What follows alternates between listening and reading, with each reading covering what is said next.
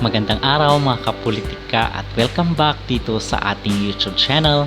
Usap-usapan ngayon at gumagawa ng ingay online itong ating pambato para dito sa Miss Universe 2024 na si Chelsea Manalo.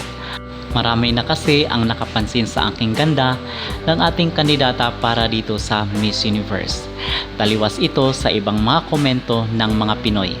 Ang sabi pa nga ng mga netizen ay posibleng mag-stand out si Chelsea dahil siya ang may kakaiba at unique na beauty dito sa mga Latinas. At kahapon ay nakipagkita nga at nakipag-usap rin itong si Anja Karahutatip dito kay Chelsea Manalo at sinabihan si Chelsea na isa daw humble queen itong ating kandidata para dito sa kanilang beauty pageant.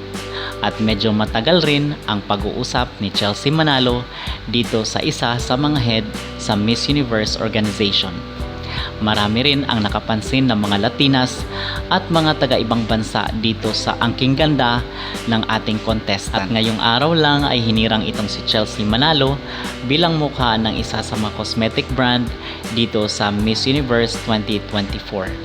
Marami rin sa mga Pinoy ang umaasa na somehow ay magkakaroon na magandang placement itong si Chelsea Manalo para dito sa Miss Universe 2024 na ginaganap sa Mexico.